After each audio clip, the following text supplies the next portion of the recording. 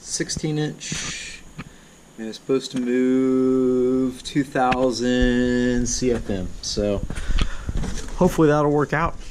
And I got some lines for the trannies. If those hard lines don't work out, which they might or might not. I'm not really sure. You can see there. I kind of left the hard lines in the tranny. Some other things I did. I punched some holes in the front of the car with a little plasma cutter, and I just lined that there. So what I plan on doing is I got this over here.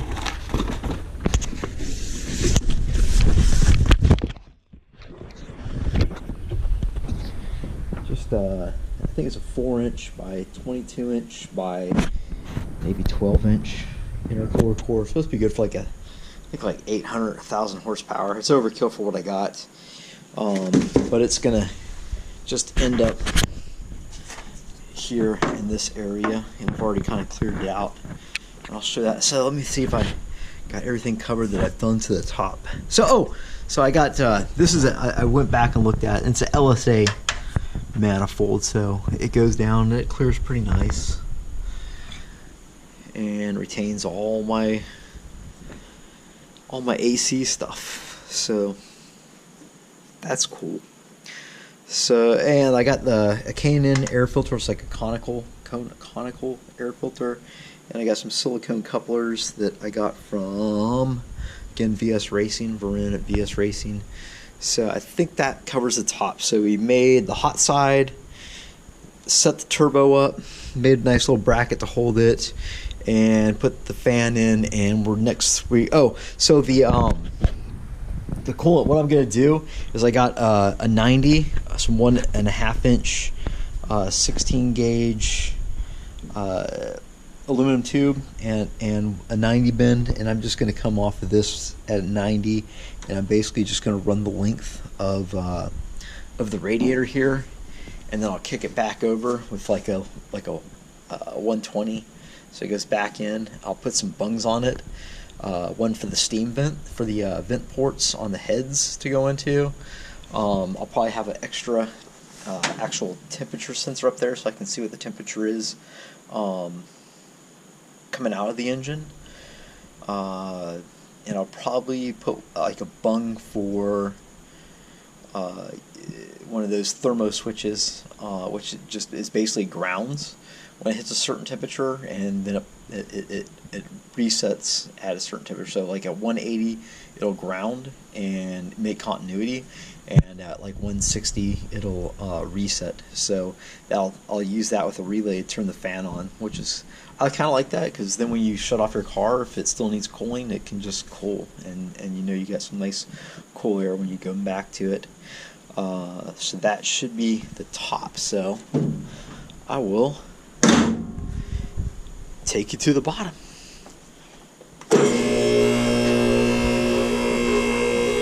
I actually think it goes up faster than it goes down.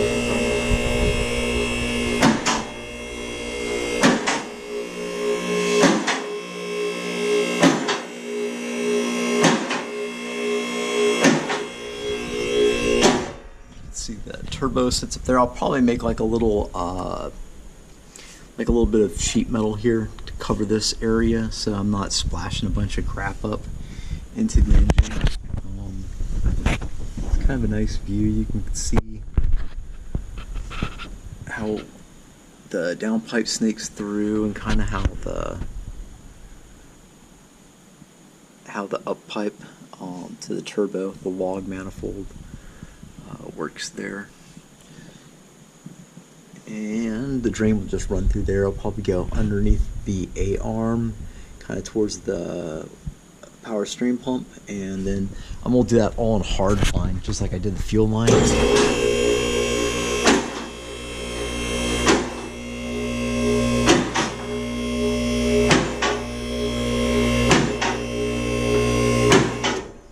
Okay, so the turbo is going to cut this out with, you can see that's the coupler, that big round thing up there pointing down. I just basically just cut out that whole corner. It was nothing there. It was like just regular sheet metal. There was a couple screws down here that were just supporting the fender. So that was no big deal. I'm just gonna run that down underneath this bumper support. I'll hang the intercooler here, and then I'll just make a pipe that comes out the intercooler back and just shoots right through the firewall there.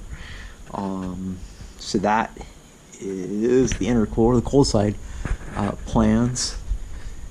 And is there anything going on up in here? No, but you can just kind of see the fan a little up here.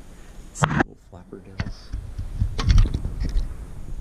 And let's go to the hot side. So these LSA headers work really great, and you just put the flange right there. I probably should have went 3/8 inch, but I really don't care.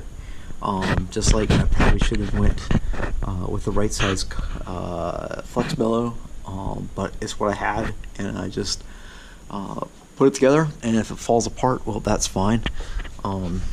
Get back and kind of see how this is laid out. So that just drops down off of that LSA header, flips back over, runs up, and we'll probably have to shave that transmission there. It's actually not touching, but it's so close.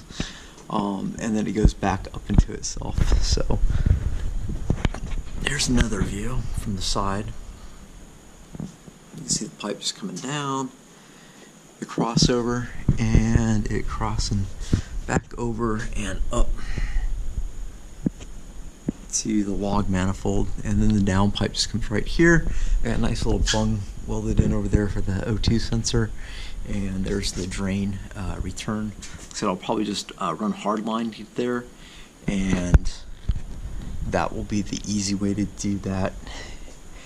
And I like to say that I've done anything else, but I really haven't. So that's where the project sits as of now. Finish the cold side and do some odds and ends, little plumbing odds and ends. Oh, so the tailpipe will just run basically down this channel here, and the magnet got me. And then right here we'll sit a muffler, and it'll probably split into two. So I'll put a muffler here and run a dump here as well. So the muffler I'll take over the hump, and I'll take it actually all the way out the car. And I've got this really nice, high quality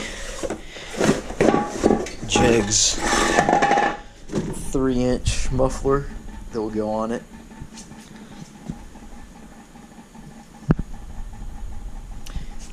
And we'll see how it goes. There's our pipe. There's our coolant piping that we'll be using for the radiator.